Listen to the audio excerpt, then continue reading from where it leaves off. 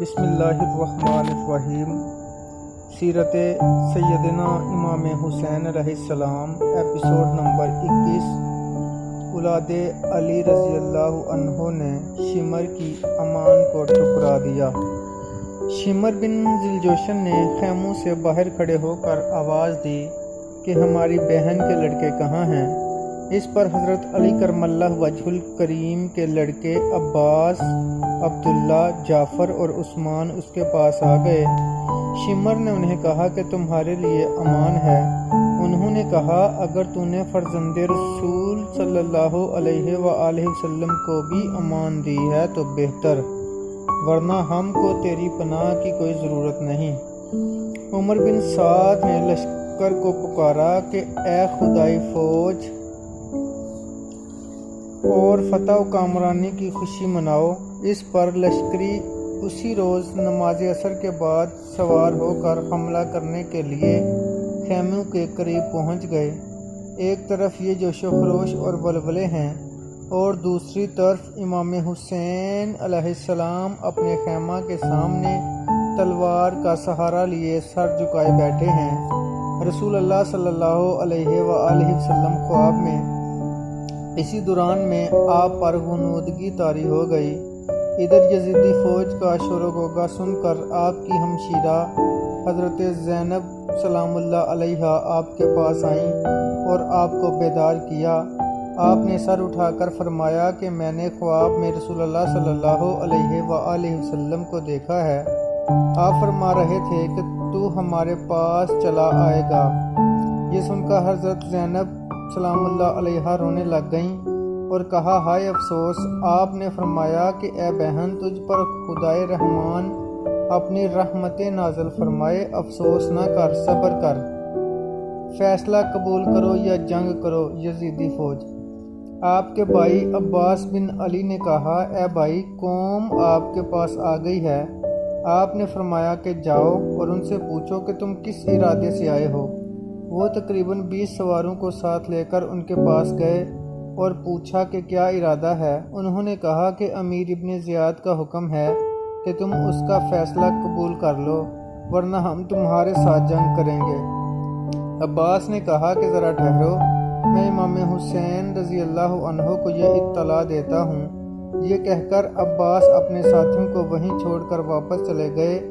ان کے پیچھے فریقین کے آدمی ایک دوسرے کے ساتھ بحث و مباحثہ اور طعن و تشنیع کرتے رہے۔ اصحاب حسین نے کہا کہ تم بدترین لوگ ہو جو اپنے نبی صلی اللہ علیہ وآلہ وسلم کی ذریت کو، جو اس وقت تمام لوگوں سے افضل ہے، قتل کرنے پر تلے ہوئے ہو۔ اتنے میں عباس بن علی حضرت امام حسین علیہ السلام کا پیغام لے کر واپس آ گئے اور کہا کہ اس وقت تم واپس چلے جاؤ، آج رات ہم اس معاملہ پر غور کریں گے۔ عمر بن سعد نے شمر سے پوچھا کہ تمہاری کیا رائے ہے؟ شمر نے کہا کہ تم امیر لشکر ہو، اس لیے رائے تو وہی ہے جو تمہاری رائے ہو۔ اس پر عمرو بن حجاج بن سلمہ زبیدی نے کہا کہ سبحان اللہ، خدا کی قسم اگر یہ سوال کوئی دیلمی بھی کرتا تو اسے قبول کر لینا ہی مناسب ہوتا۔ قیس بن اشعث نے کہا کہ ان کا مطالبہ قبول کر لو، لیکن مجھے دین و ایمان کی قسم ہے کہ کل صبح وہ جنگ ہی کریں گے۔ اور پھر ایسے ہی ہوا۔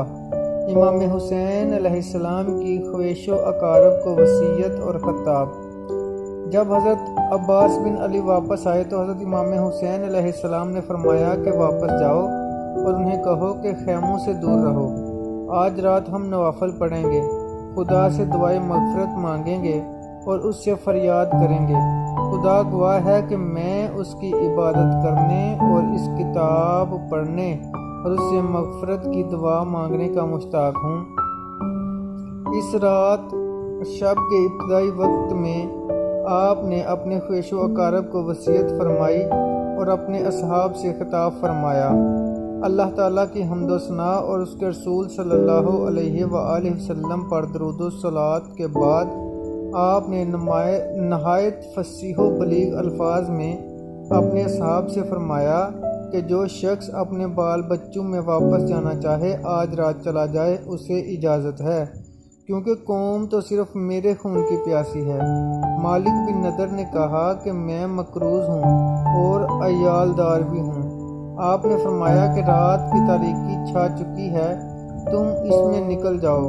تم میں سے ہر ایک میرے اہل بیت میں سے ایک کا ہاتھ پکڑ لے اور رات کی تاریکی میں وسیع و عریض زمین کی وسعتوں میں سے اپنے اپنے شہر کو نکل جائے۔